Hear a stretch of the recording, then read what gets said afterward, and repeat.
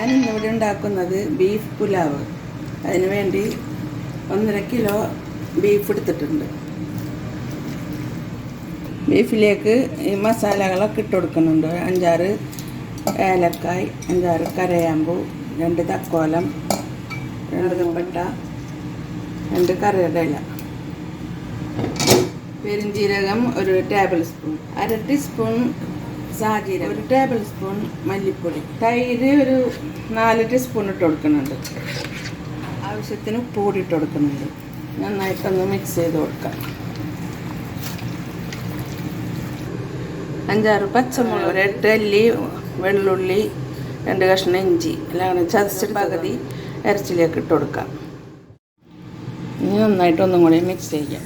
Beef pulao ഉണ്ടാക്കാനായിട്ട് ഞാൻ 5 cup അരി എടുത്ത് വെച്ചിട്ടുണ്ട്. അത് ഇനി കഴുകി ഒരു അരമണിക്കൂർ റെസ്റ്റിന് വെക്കണം. കുറച്ച് ഉള്ളി വറുത്തെടുക്കണം. അതിന് ഞാനൊരു പാൻ വെച്ച് എണ്ണ ഒഴിച്ച് കൊടുത്തിട്ടുണ്ട്. ഇനി ഉള്ളി ഇട്ട് കൊടുക്കാം. ഗോൾഡൻ കളറാവുന്നത് വരെ ഒന്ന് വഴറ്റി കൊടുക്കാം. ഇപ്പോൾ ഗോൾഡൻ കളറായിട്ടുണ്ടെങ്കിൽ അതിൽ നിന്ന് മാറ്റി കൊടുക്കാം. പുലാവ് ഉണ്ടാക്കാനായിട്ട് ഞാനൊരു പാത്രം വെച്ച് കൊടുത്തിട്ടുണ്ട്. അതിലേക്ക് ഉള്ളി വറുത്ത എണ്ണ ഒഴിച്ച് കൊടുക്കുന്നുണ്ട്. ഉള്ളി വറുത്ത ഓയിൽ ഒഴിച്ച് കൊടുത്തിട്ടുണ്ട്. 3 ടീസ്പൂൺ നെയ്യ് ഇട്ട് കൊടുക്കാം. മാറ്റി വെച്ച ഇഞ്ചി, വെള്ളുള്ളി, പച്ചമുളക് ചേർത്തിട്ട് കൊടുക്കാം.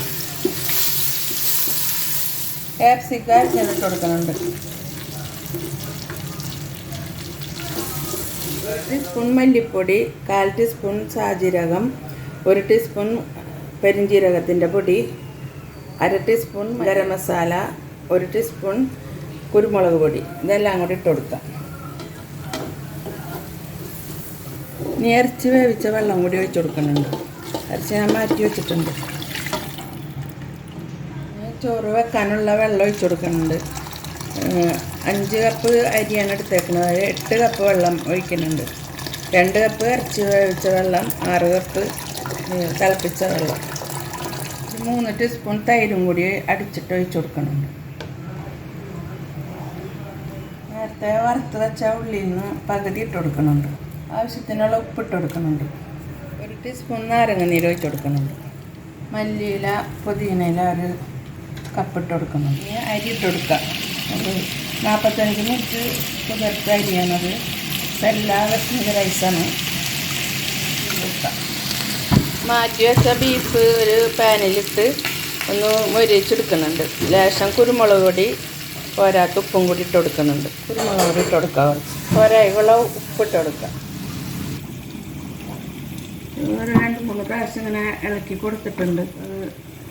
റൈസ് റെഡി ആയിട്ടുണ്ട്. ഒരു 2 മിനിറ്റ് കൂടെ കിടന്നാൽ മതി. ഇറച്ചി ശരിക്ക് ഫ്രൈ ആയി വന്നിട്ടുണ്ട്. ഇതുപോലെ ചെയ്യണമെന്നില്ല, അത് ചോറിൽ തന്നെ ഇട്ടാൽ മതി. ഇവിടെ എല്ലാവർക്കും ഇതുപോലെ ചെയ്യണതാണ് ഇഷ്ടം. അതുകൊണ്ടാണ് ഇതിങ്ങനെ ചെയ്തത്. ഇതിൽ കുറച്ച് കുരുമുളക് പൊടിയും ഉപ്പ് പൊടിയും ലേശം പെരുംജീരകത്തിൻ്റെ പൊടിയും മാത്രം ഇട്ടിട്ടുള്ളൂ. ഇറച്ചി കുറച്ച് ഞാൻ ഇതിൽ നിരത്തി കൊടുക്കുന്നുണ്ട്.